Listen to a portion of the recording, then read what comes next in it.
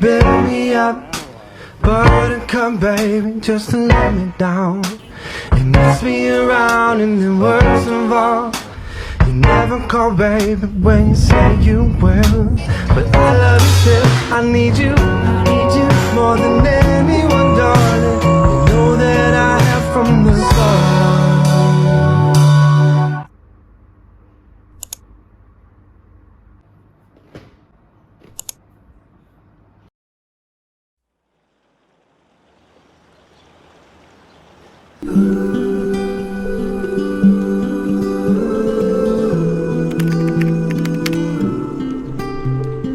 Butterflies are floating like your red hair in the breeze.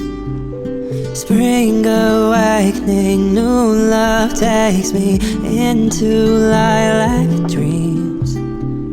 Lay beside me, whisper softly your sweet empathy. Crisp reflections on the water of you close to me.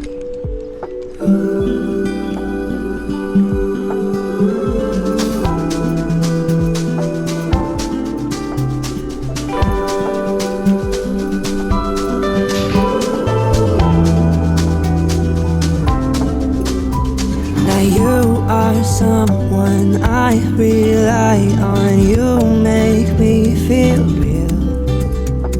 Summer days that drift away as we lay in the field. Dandelion. You ready? Let's go. We're gonna start on our back. Don't forget to subscribe, to share the class, to share the challenge, and to circle, to join little circles. I'm gonna flex the foot and bring it down, increasing that resistance. You feel the stretch in your hip. Just a couple of times in each direction. So reverse. Input it to repress your lower. Release everything down. Drop your knees out. Let's have a break. Your spine. Drop your hips towards the front of the mat and then push back into your child pose. So keep it fluid, keep it moving. Open your knees a little bit more, Alison. Yes. Good. And push back. So don't stop at the front. Just keep it moving. Really good.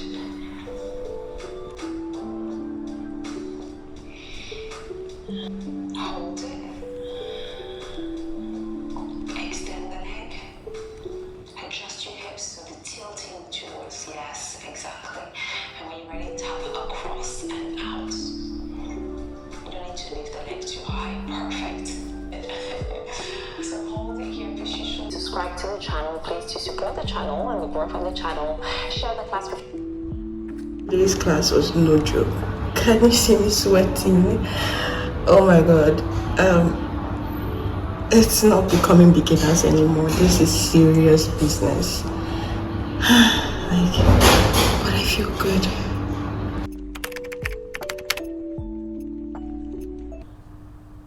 What really is the fine line between freedom and familiarity? Because living at home in your 20s is like standing in a doorway, one foot in childhood, the other in the vast unknown of adulthood. Some days the house feels like a safety net, other days like a bird cage. How do you stretch your wings when the walls are so familiar? How do you make space for the person you're becoming when everyone around you still sees you as the person you were? Only been a few hours, but it felt like days. Only been days, but it felt like months. Been gone for a year, only know like once. Life moves fast when you do what you want. At this time, doing what I want.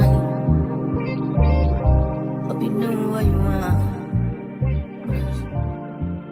What you want.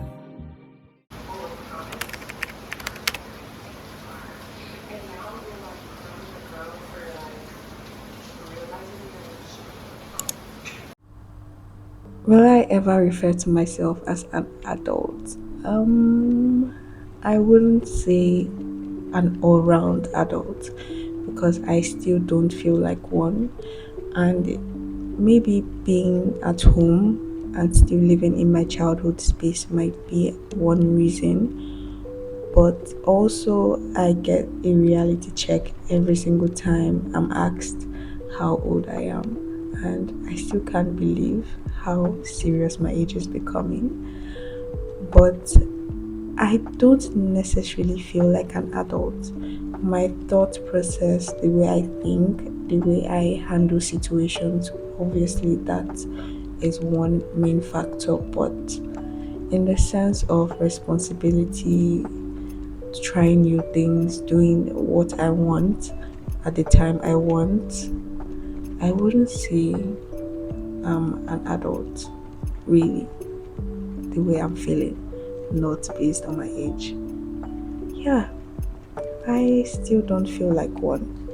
And I don't know if you do too, but I think that's okay also.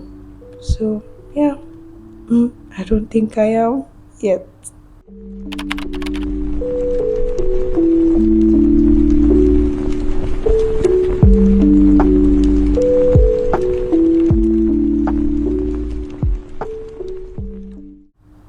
I really want to answer this question, and I would love different perspective when it comes to this question. But what is the hardest part about growing up under the same roof where you basically grew up or still staying there? I would say the first thing that pop in my head is that I don't have any bad thing to say or any hard thing to say. But when I think more, the only thing that gets me is the constant messages, errands.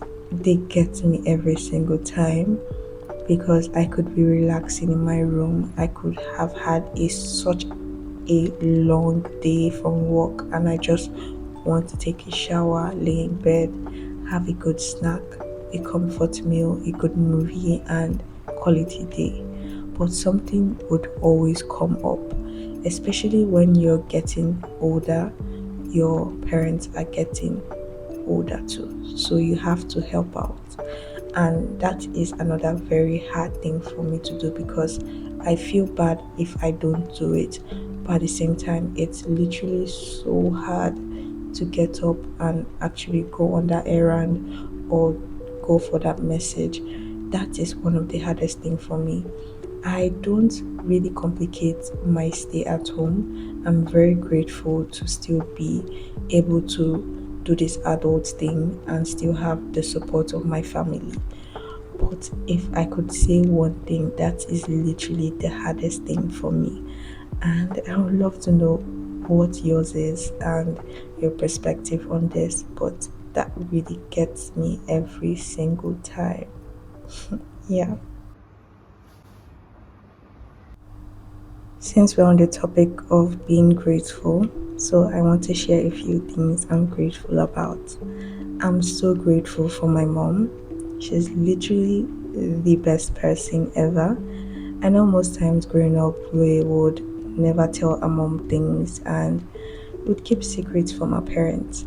But now I can say that my mom is one of my close friends. I could call her a friend now because I tell her so many things and I just realized that getting advice from someone who would want the best for you is the only way and the only person you should listen to. Not the only person, but you should regard whatever she has to say. And maybe it might be for your own good. So I'm so grateful that I still can build a relationship with my mom. I would also still make an effort to still be building a relationship with her, even though I'm going to move out. I'm going to move out. Like I'm speaking it, and it would happen someday. I really, really need to have my own space. But another thing I'm grateful for is the little things that get done, even without my knowledge. I'm so sure I can't run a home yet, but if I'm put up to the challenge, I know I would do it very well. But the way my parents do it is with so much ease. I know they've had years and years of practice, but I'm so grateful that I don't think of the little things that do matter: paying bills, making sure there's light, water. Like, all those things count. So I'm really grateful for that. And another thing I'm grateful for is the ability to see family every day. And my siblings, or one of my siblings, still lives at home. So I can still see him every single day until we all decide to go our own separate ways and get our own spaces. So for now, I still get to see my family. I still get to visit family because they are closer to me. Because I don't know where I'm going to be in a couple of years, whether I'll still be in my hometown. So this is something I'm so grateful for.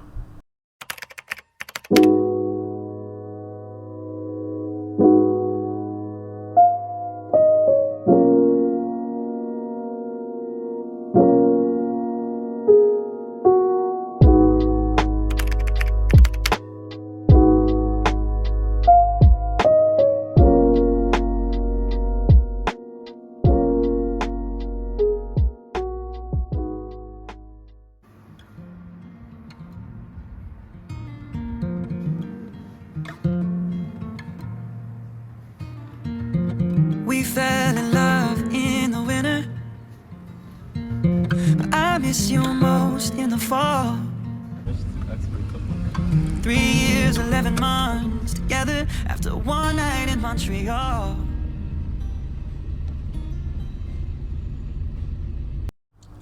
Is it possible to be independent while still living at home? My first thing would be yes, but with limitations. I'm sure if you grew up in a Nigerian household or an African household, you've heard this term a lot. Not under my roof. Exactly. You have limitations with your independence. I'll give you one instance. If I'm out late, when it gets to a certain time, I expect a phone call from my mom. I know most times it's out of worry, just checking in. But at the same time, she's hinting that you should start getting back home. So I would say limitations are attached to this because you would want to wear an outfit, your mom doesn't approve of it. You would want to do things a certain way, they don't approve of it. So you have limitations, and when you have your own roof, then you can be fully independent. I know it might be limiting for someone who wants to spread out and start doing their own thing, trying new things without having someone hanging over their head. But I would say voicing out your own opinions can help. But at the same time, most people are not understanding, or most parents are not understanding, or they won't let some things fly. Like that curfew, you would definitely be called. My mom would definitely call you, and I don't see her budging for that. So, yeah, your independence is limited, and if you have plans of moving out, I would say that's the first thing you feel. I think so. I'm not yet moved out, but I think that's the first thing you feel, like your independence finally being let like 100% because you're free to do everything you want to do, that you would even get tired. So that independence is something I crave for, like that 100% independence. I crave it so bad. But for now, we have a few limitations, and since I'm still under their roof, their laws, so I might as well obey it because there's so much they're doing for me at this point until I can finally stand on my own and get things done my